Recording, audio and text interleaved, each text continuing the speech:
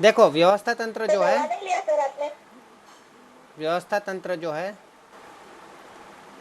उसमें मुख्य रूप से दो प्रकार मैंने आपको बताए। एक होता है औपचारिक, जिसको हम वैदिक बोलते हैं। दूसरा होता है अनौपचारिक, उससे हम अवैदिक बोलते हैं, जिसको इंग्लिश में फॉर्मल और इनफॉर्मल बोला जाता है, ऑफिशियल और अनऑफिशियल बोला जाता है। ये जो औपचारिक है, ऑफिशियल, फॉर्मल, वैदिक, उसके बहुत सारे अलग अलग प्रकार होते हैं। हाँ, जिसमें एक है रैखिक है, सबसे पुराना। दूसरा कार्यानुसार। फिर कुछ ये मेन जो है ना, ये रैखिक और कार्यानुसार है। अभी उसके बाद जो भी प्रकार है ना, उसमें रैखिक और कार्यानुसार का मिश्र होता है। क्या होता है?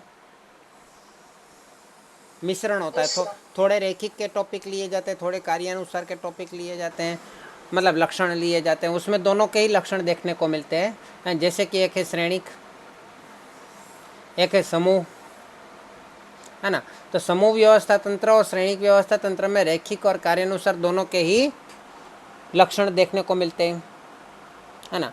तो सबसे पुराना जो हमने देखा कि वो रैखिक है, और उसके बारे में थोड़ा हमने सीखा।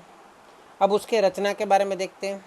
तो रैखिक व्यवस्था तंत्र की रचना क्या होती है, यहाँ पे हम देख पढ़ सकते हैं। इस प्रकार के व्यवस्था तंत्र में इकाई को अलग अलग विभागों में विभाजित कर दिया जाता है। पूरे इकाई को अलग अलग विभागों में विभाजित कर दिया जाता है। जैसे कि यहाँ पे देख सकते हो आप, उत्पादन विभाग, प्रबंध विभाग, विक्रय विभाग, है ना। हमने उस दिन पापड़ का कारखाने का स्ट्रक्चर बनाने की कोशिश किया था, उसमें भी ये तीन था ना।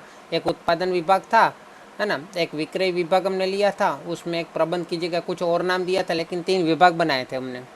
प्रत्येक के लिए अलग अलग विभागीय अधिकारी को नियुक्ति दी जाती है। उत्पादन विभाग के यहाँ पे विभागीय उत्पादन अधिकारी होते हैं। प्रबंध विभाग का यहाँ पे प्रबंधकीय अधिकारी या प्रबंधकीय मैनेजर होता है, यहाँ पे प्रोडक्शन मैनेजर होता है। और यहाँ पे विक्रय विभाग में सेल्स मैनेजर होता है, यहाँ पे प्रोडक्शन मैनेजर होता है, यहाँ पे मतलब इसको ऑर्गेनाइजेशन मैनेजर या फिर वहीवटी, मतलब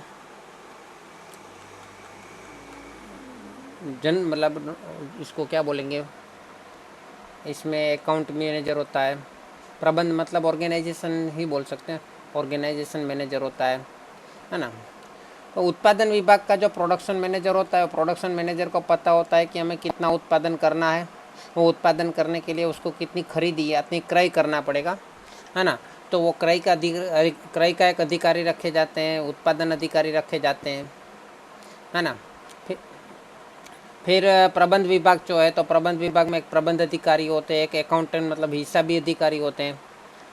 विक्रय विभाग में एक विक्रय अधिकारी होते हैं, और विक्रय करने के लिए विज्ञापन आवश्यक है, इसलिए विज्ञापन अधिकारी होते हैं। विज्ञापन अधिकारी के नीचे कर्मचारी होते हैं। विक्रय अधिकारी के नीचे बेचने के लिए सेल्समैन हो सकते हैं।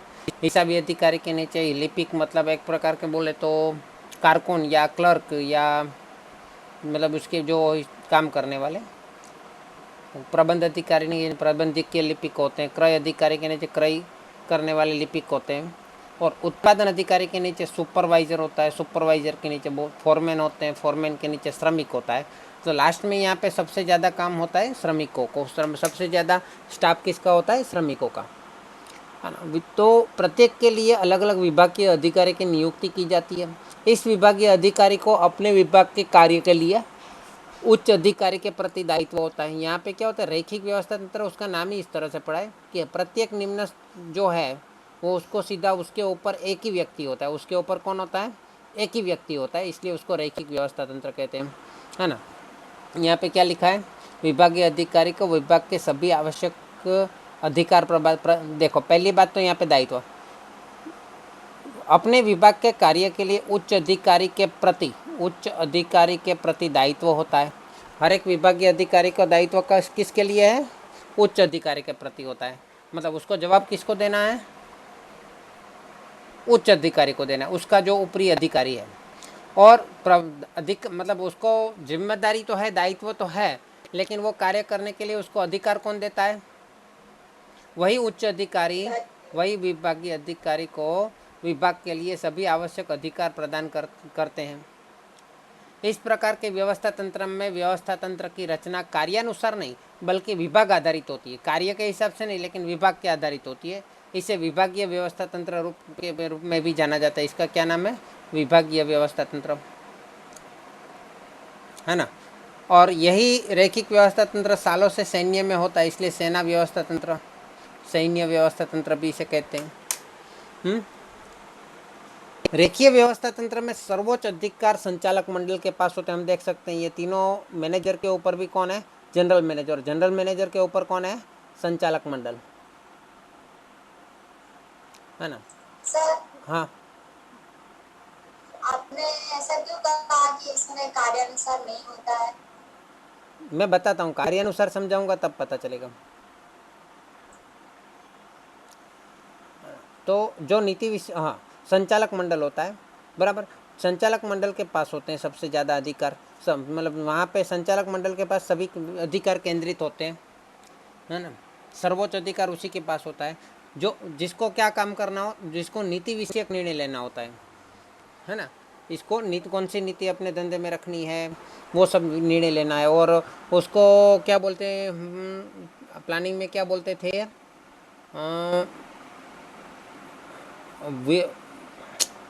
कौन सा प्लानिंग है? स्ट्रेटेजिकल प्लानिंग, मतलब व्यूहात्मक प्लानिंग के बारे में भी सबसे ऊपरी अधिकारी को सोचा जाता है, उसको सोचना होता है। तो उसके पास जनरल मैनेजर आवश्यक अधिकार प्राप्त करते हैं। जनरल मैनेजर किसके पास से अधिकार प्राप्त करते हैं? संचालक मंडल से। और जनरल मैनेजर का दायित्व किसके प्रति है? जनरल मैनेजर के संचालक मंडल के लिए प्रति उसका दायित्व होता है। जो संचालक मंडल द्वारा दिए गए निर्णयों का अमल विभागीय अधिकारियों से करवाता है। जनरल मैनेजर क्या करता है, उसके नीचे 3 विभागीय अधिकारी है, तो तीनों अधिकारियों के पास, मतलब वैसे 3 मैनेजर है, उसके नीचे 6 विभागीय अधिकारी है, तो उसके पास उसका कार्य, उसके निर्णयों का अमल करवाया जाता है। ऊपर के चार्ट में व्यवस्था तंत्र उत्पादन, विक्रय और प्रबंध जैसे 3 विभागों में विभाजित है। प्रत्येक विभाग में महत्वपूर्ण कार्यों के आधार पर क्रय, उत्पादन और विक्रय अधिकारी जैसे अधिकारियों की नियुक्ति की जाते हैं, जो अपने विभाग के लिए संपूर्ण उत्तरदायित्व होता है। जो जिसका उत्तरदायी किसके लिए होता है? अपने विभाग के लिए होता है ना। उसको मतलब कार्य नहीं देखना है लेकिन विभाग को देखना है ना।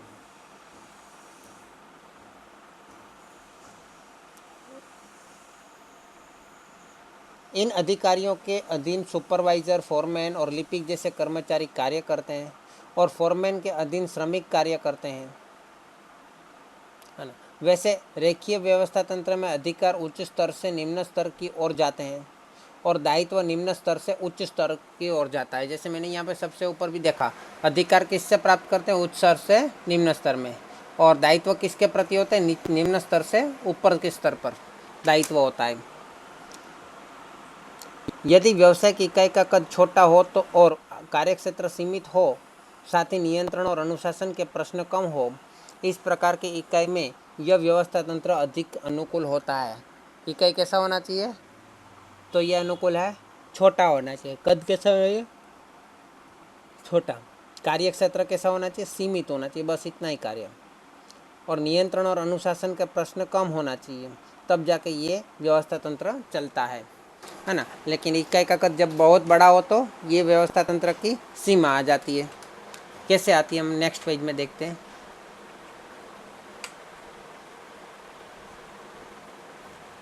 बस इसमें कुछ ज़्यादा नहीं बताया, ठीक है, कोई बात नहीं। कार्यानुसार व्यवस्था तंत्र। रेखीय व्यवस्था तंत्र कार्य की तुलना में विभाग को अधिक महत्व देता है। रेखीय व्यवस्था तंत्र कार्य को महत्व नहीं देता है बल्कि किसको महत्व देता है? विभाग को महत्व देता है। जबकि यहाँ पे क्या है, कार्य के, देखो आप कार्य का लिस्ट देख सकते हो यहाँ पे। सूचना का कार्य, अनुशासन का कार्य, हिसाब का कार्य, मार्गदर्शन का कार्य, समूह का कार्य, गति निरीक्षण करने का कार्य, गुणवत्ता नियंत्रण का कार्य, मरम्मत का कार्य, ये सब कार्य क्या इसमें समूह मतलब ये वाले व्यवस्था तंत्र के अंदर नहीं करने पड़ते। तो ये वाले व्यवस्था तंत्र में भी वो सब कार्य करने पड़ते हैं, लेकिन उसको महत्व नहीं दिया है। व्यवस्था तंत्र बनाने के लिए उसके विभाग को महत्व दिया है, कार्य को नहीं, जबकि यहाँ पे कार्य को महत्व दिया। आप देख सकते हो सूचना का कार्य, अनुशासन का कार्य, हिसाब का कार्य, मार्गदर्शन का कार्य, समूह का कार्य, गति का कार्य, गुणवत्ता का कार्य, मरम्मत का कार्य, ऐसे बहुत सारे कार्य है और उसके हिसाब से सबको उसको महत्व दिया जाता है। ठीक है, तो वहाँ पे विभाग का महत्व है इसलिए उसको विभागीय व्यवस्था तंत्र कहते हैं। यहाँ पे समूह का महत्व इसलिए यहाँ पे इसको समूह व्यवस्था तंत्र, मतलब यहाँ पे कार्य का महत्व इसलिए कार्य अनुसार व्यवस्था तंत्र कहते हैं। चलो यहाँ पे मैं थोड़ा देख लेता हूँ वापस।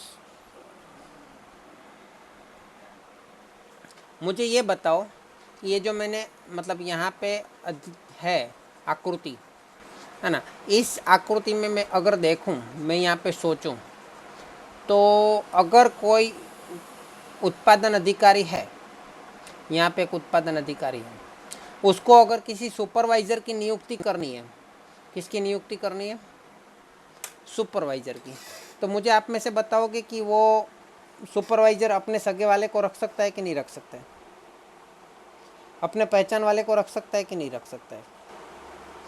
या फिर उस उस पे डिपेंड करता है या हाँ, फिर नहीं भी रख सकते। मतलब रख सकता है ना, उसके ऊपर सुपरवाइज़र के ऊपर एक ही व्यक्ति है, उत्पादन अधिकारी। अगर वो सुपरवाइज़र से उसका झगड़ा हो गया तो उसके साथ वो जातीय दुश्मनी रख सकता है कि नहीं रख सकता है? जातीय वैरभाव रख सकता है कि नहीं रख सकता है? रख सकता है, क्योंकि ऊपर एक ही व्यक्ति है ना, ऊपर एक ही व्यक्ति, इसलिए वो अपना निजी स्वार्थ देख के उस हिसाब से उसके ऊपर काम कर सकता है। व्यक्तिगत अपना व्यक्तिगत लाभ वो वहाँ पे ले सकता है, वहाँ पे किसी और सुपरवाइज़र को नियुक्ति दे सकता है जो उसके मतलब या तो उसमें उसका लाभ हो, उसका हित हो, जैसे कि अपने पहचान वाले को वहाँ पे रख सकता है, या फिर किसी से लांच रुश्वत लेके वहाँ पे नौकरी दे सकता है सुपरवाइज़र के जगह पे। ये सब हो सकता है ना। तो ये रेखीय व्यवस्था तंत्र की एक सीमा है। क्या है? मर्यादा। चलो यहाँ पे क्या है वो चीज़ को हम देख लेते हैं। यह उसकी मुख्य सीमा है। क्या लिखा है? विभाग को अति महत्व देते, यह उसकी मुख्य सीमा है। इस सीमा को ध्यान में रखकर कार्यानुसार व्यवस्था तंत्र अस्तित्व में आया। रेखीय व्यवस्था तंत्र में विशिष्टीकरण का अभाव होता है। अच्छा, विशिष्टीकरण को देख लेते हैं। यहाँ पे उत्पादन अधिकारी जो है वो उत्पादन तो करेगा, है ना, वो उत्पादन में उसकी मास्टरी आ जाएगी। उत्पादन के लिए उसको मतलब उसमें वो मास्टरी आ जाएगी, उसमें नॉलेज एकदम आ जाएगा। लेकिन उसको क्या बाकी के सब कार्यों के बारे में उसको थोड़ा ज़्यादा नॉलेज मिलेगा? अगर ये सुपरवाइज़र है तो उसको कौन सा नॉलेज मिलेगा? खाली उत्पादन का। क्या उसको हिसाब का थोड़ा बहुत नॉलेज मिलेगा? प्रबंध का थोड़ा बहुत जानकारी प्राप्त होगा? विक्रय के बारे में थोड़ा बहुत नॉलेज होगा उसके पास? नहीं होगा। हाँ, सुपरवाइज़र में वो मास्टरी प्राप्त कर मतलब उत्पादन के बारे में वो मास्टरी प्राप्त करेगा। इसी तरह ये सेल्समैन है, उसको हिसाब के बारे में पता होगा ज़्यादा, प्रबंध के बारे में ज़्यादा पता होगा, क्रय के बारे में ज़्यादा पता होगा? नहीं, उसको खाली बेचने के बारे में उसकी मास्टरी आ जाएगी, है ना। तो रेखीय व्यवस्था तो तंत्र में प्रबंध विभाग का मतलब क्या हुआ? प्रबंध विभाग मतलब वहाँ पे उत्पादन या बिक्री जैसे माल के खरीद बिक्री जैसा काम नहीं करना है, ऑफिस काम करना है। प्रबंध अधिकारी मतलब ऑफिस का कार्य, प्लानिंग मतलब ऑफिस में जो प्लानिंग होता है, सूचनाएं भेजी जाती है, खरीदी की जाती है, तो खरीदी के कागजात वहाँ पे होते हैं, पैसा कितना लाना है कितना देना है वो तय होता है, लोन लेना का कार्य वहाँ पे होता है ना, और उन सब का हिसाब रखने का कार्य हिसाबी अधिकारी करता है। प्रबंध का कार्य मतलब अकाउंटिंग जैसा। अकाउंटिंग नहीं, अकाउंटिंग मतलब हिसाबी हो गया, लेकिन अकाउंटिंग के साथ साथ जुड़ने वाला बाकी सब कार्य।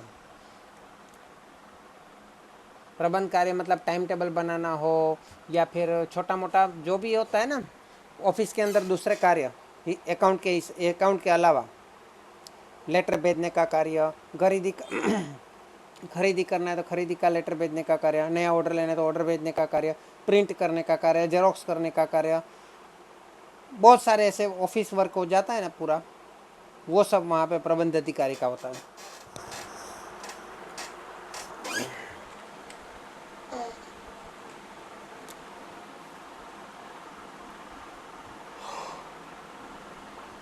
चलो, तो हम यहाँ पे थे, विशिष्टीकरण का अभाव होता है, क्योंकि कार्य के स्थान में विभाग को अधिक महत्व दिया जाता है। रेखीय व्यवस्था तंत्र के अनुसार इकाई के एक विभाग के अधिकारी और कर्मचारियों को अनेक प्रकार के कार्य करने पड़ते हैं। हर एक विभाग यहाँ पे क्या होता है, रेखीय व्यवस्था तंत्र के अनुसार इकाई के एक विभाग के अधिकारी और कर्मचारियों को अनेक प्रकार के कार्य करने पड़ते हैं। स्वाभाविक है कि ये अधिकारी और कर्मचारी प्रत्येक कार्य में विशेषज्ञ नहीं हो सकते, इसलिए ऐसे व्यवस्था तंत्र की रचना की गई जिसमें विशिष्ट ज्ञान वाले विशेषज्ञ व्यक्ति को इकाई के निश्चित कार्यों का दायित्व सौंपा जाता है। अभी हम जो सोच रहे थे कि यहाँ पे ये उत्पादन अधिकारी के पास केवल उत्पादन का ही नॉलेज होता है, तो वो सुपरवाइजर को कौन सा नॉलेज देगा? उत्पादन का ही दे सकता है ना। और ये लिपिक जो है उसको कौन सा नॉलेज ज़्यादा मिलेगा? उसको प्रबंध का नॉलेज मिलेगा ज़्यादा। ये लिपिक क्या, इसको विक्रय का नॉलेज मिलेगा, उसको क्रय का नॉलेज मिलेगा? नहीं मिल सकता, क्योंकि हिसाबी अधिकारी के पास एक ही नॉलेज है। और ये लिपिक के ऊपर कौन है? केवल हिसाबी अधिकारी है ना। ये अगर कर्मचारी तो उसको खाली विज्ञापन का ही नॉलेज मिलेगा और कोई बात का नॉलेज मिलेगा नहीं। इसलिए इसमें विशिष्टीकरण का अभाव है रेखीय में। और कार्यानुसार में क्या होता है, तो कार्य, इसलिए यहाँ पे ये स्वाभाविक है कि अधिकारी और कर्मचारी प्रत्येक कार्य में विशेषज्ञ नहीं हो सकते, इसलिए ऐसे व्यवस्था तंत्र की रचना की जिसमें विशिष्ट ज्ञान वाले विशेषज्ञ व्यक्ति को इकाई के निश्चित कार्यों का दायित्व सौंपा जाता है, जिसे कार्यानुसार व्यवस्था तंत्र कहते हैं। उदाहरण, कर्मचारी संचालन विभाग का अधिकारी कर्मचारियों की भर्ती, स्थानांतर, पदोन्नति का कार्य संभालता है। तो रचना, कार्यानुसार व्यवस्था तंत्र में श्रम विभाजन और विशिष्टीकरण को विशेष स्थान दिया जाता है। इसमें अधिकार और दायित्व विभाग के अनुसार अधिकार और दायित्व उसके विभाग के देने के स्थान पर कार्यानुसार दिया जाता है। अधिकार और दायित्व कैसे दिया जाता है? उसके विभाग के हिसाब से नहीं दिया जाता, जैसे इसमें विभाग के हिसाब से अधिकार और दायित्व दिया जाता था, इसमें उसको कार्यानुसार अधिकार और दायित्व दिया जाता है। जैसे कि उस गति के हिसाब से उसको, मतलब गति अधिकारी को गति के हिसाब से स्ट्रक्चर बनाया जाएगा, उस हिसाब से उसको अधिकार और दायित्व। गुणवत्ता नियंत्रण अधिकारी को उस हिसाब से उसके कार्य के अनुसार उसको गुणवत्ता का नियंत्रण, उस हिसाब से उसको अधिकार और दायित्व दिया जाता है। इन प्रत्येक कार्य के लिए अलग अलग विशेषज्ञों की नियुक्ति किया जाता है।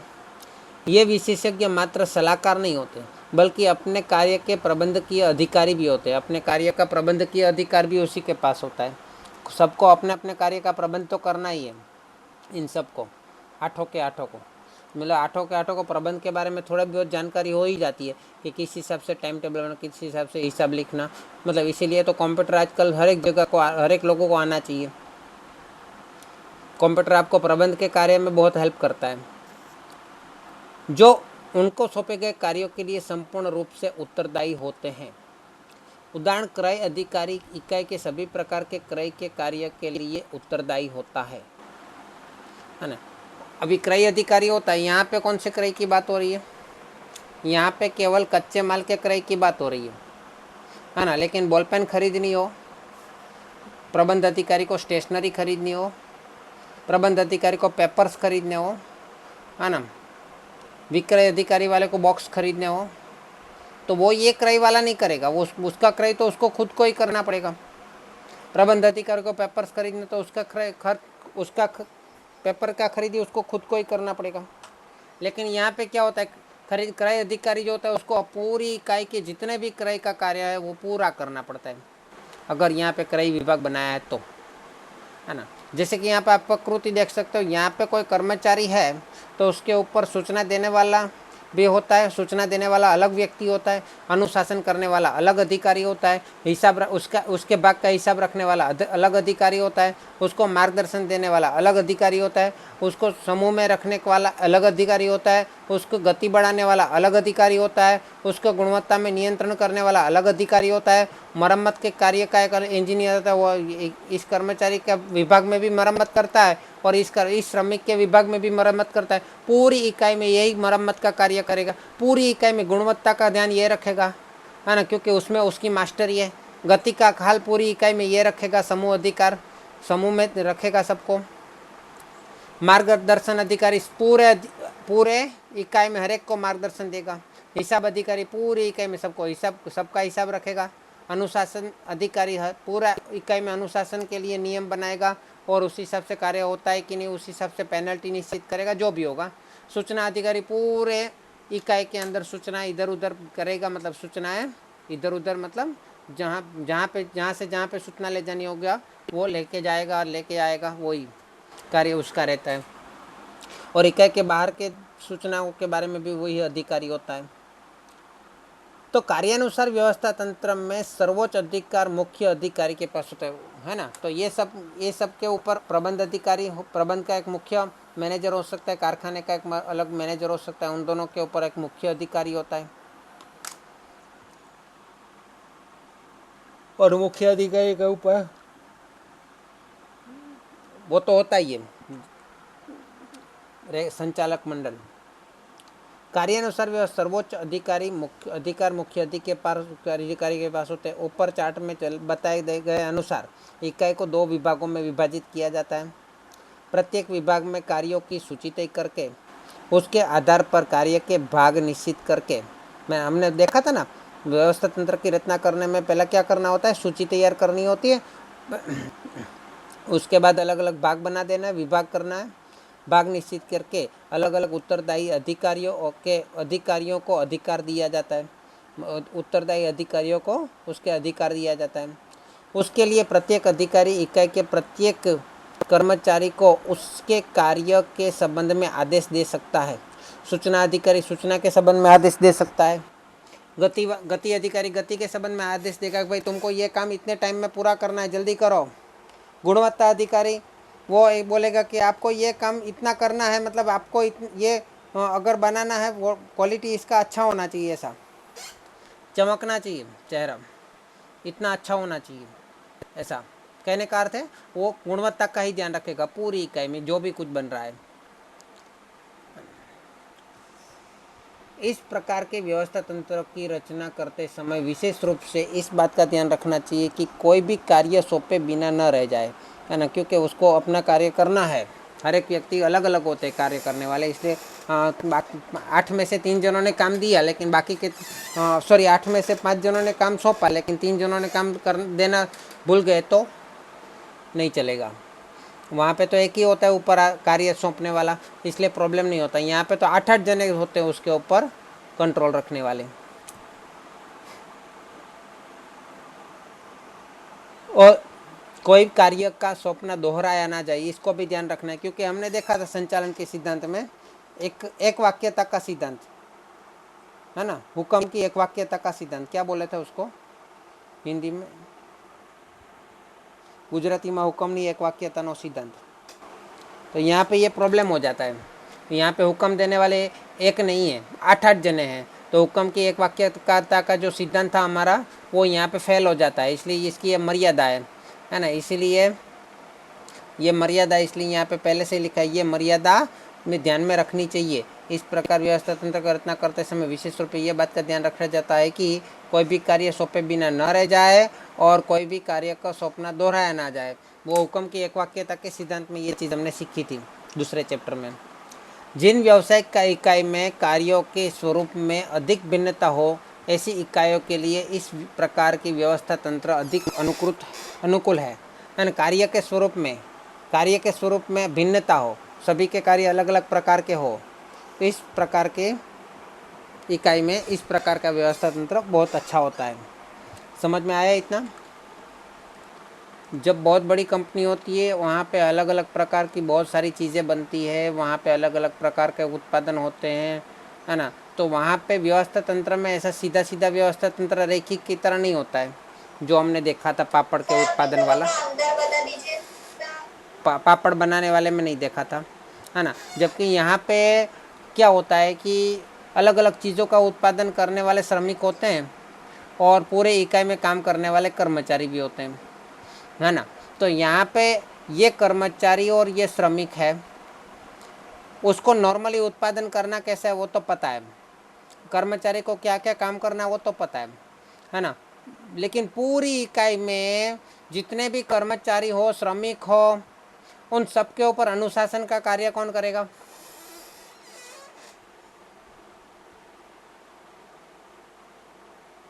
वाणिज्य विभाग और कारखाना विभाग। ये अनुशासन अधिकारी, ये अनुशासन अधिकारी पूरी इकाई में सभी कर्मचारी, इसके ऊपर भी और इसके ऊपर भी, दोनों के ऊपर अनुशासन का कार्य करेगा। पूरी इकाई में जितना भी हिसाब रखना होगा वो कौन देखेगा? ये हिसाब अधिकारी कर्मचारियों को, ये कर्मचारी का भी वेतन देखेगा और ये श्रमिक का भी वेतन देखेगा, है ना। पूरी इकाई में जो फटाफट काम करने का कौन बोलेगा? गति अधिकारी। इसको भी बोलेगा कि फटाफट काम बताओ, इसको भी बोलेगा कि वे काम फटाफट बताओ, खत्म करो, है ना। अभी गुणवत्ता वाला आएगा, बोलेगा भाई गति फटाफट मत करो, फटाफट मत करो, आप लोग अपनी गुणवत्ता में ध्यान में रखो, गुणवत्ता को, क्वालिटी को ध्यान में रखना है भाई। गति निरीक्षण वाला बोला भाई इतने टाइम में हो जाना चाहिए। मरम्मत वाला बोलेगा भाई ज़्यादा नुकसान नहीं होना चाहिए, तोड़फोड़ मत करो, है ना, या बाद में तोड़फोड़ हो जाएगी तो वो ही रिपेयर करने आएंगे। मार्गदर्शन पूरी इकाई में कौन पूरा करेगा? ये अधिकारी, इसको भी और इसी को भी। पूरी इकाई में सूचना कौन देगा? इसको भी देगा और इसको भी देगा। तो आपकी आवाज नहीं आ रही।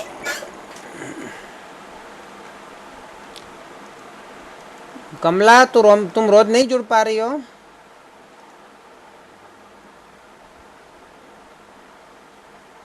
कमला की भी आवाज नहीं आ रही है। मतलब 8 अधिकार जो भी है उस सब पे, मतलब कर्मचारी और श्रमिक पे मतलब नजर करेगी ना। हाँ अभी चलो सर तरी तो है। सर यहाँ आवाज कट हो गई थी ना, चलो ठीक है, मुझे सुनाई नहीं हुई। यहाँ पे मैंने आपको स्टार्टिंग में भी अंतर बताने की कोशिश की। अभी मुझे ये बताओ कि ये कर्मचारी, मतलब ये हिसाबी अधिकारी अपने रिश्तेदार को यहाँ पे कर्मचारी की नियुक्ति करना चाहता है, क्या वो कर पाएगा? नहीं कर पाएगा। क्यों? रिश्तेदार है तो उसके ऊपर उसे कैसे चलाएगा वो? लेकिन ये अगर इतने रिश्तेदार को रखने जाएगा तो मार्गदर्शन वाला बोलेगा भाई मेरा भी रिश्तेदार रखना है, तो एक जगह खाली हुई है और हिसाबी अधिकारी बोलता है कि मेरा रिश्तेदार रखो, मार्गदर्शन वाले को नहीं मेरा रिश्तेदार, समूह वाले को नहीं मेरा रिश्तेदार, गति वाला को नहीं मेरा रिश्तेदार, चलेगा ऐसा?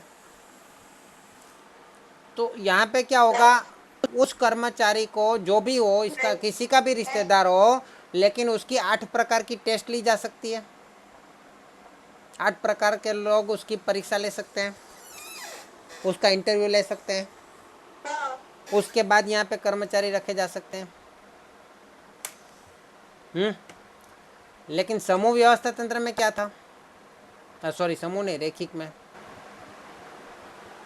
यहाँ पे किसी का ये कर्मचारी को यहाँ पे अगर रिश्तेदार रखना हो तो प्रबंधक ये अपना रिश्तेदार रख देगा, किसी को पता भी नहीं चलेगा, आजू बाजू वाले को पता चलेगा, क्योंकि उसको ही ये काम करना है, किसी और को उसमें दिमाग लगाना नहीं है।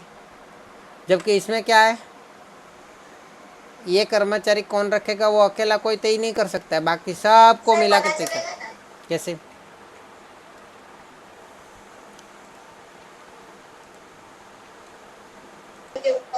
मेरी बात सुनो, उसको तो पता लगाने की बात नहीं है, पता लग भी जाए, लेकिन उसके ऊपर प्रबंध अधिकारी ने लिपि के यहाँ पे अपने नौकरी पे रखा तो कोई इसमें क्यों दिमाग लगाएगा? अपना उत्पादन अधिकारी उसमें क्यों दिमाग लगा? क्योंकि वो भी तो अपने विभाग में अपने रिश्तेदार को ले रहा है।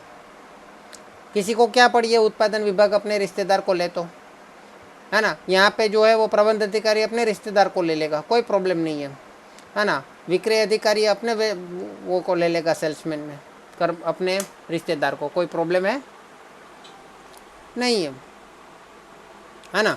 लेकिन यहाँ पे ये अपने रिश्तेदार को लिया, लेकिन वो गति निरीक्षण वाला बोलेगा भाई ये ठीक से काम नहीं कर रहा है, भाई धीरे धीरे काम कर रहा है। गति वाला ये बोलेगा कि भाई धीरे धीरे काम कर रहा है, इसको हटाओ यहाँ से, अनुशासन वाला बोलेगा नहीं भाई ये तो बहुत गाली गलौज करता है, चालू मतलब चालू पढ़ाई मतलब वहाँ पढ़ाई नहीं लेकिन चालू काम में वो लोग मस्ती मजाक करते रहते, सबको हंसाता रहता है, ये नहीं चलेगा, ये इसको निकालो अपने काम से।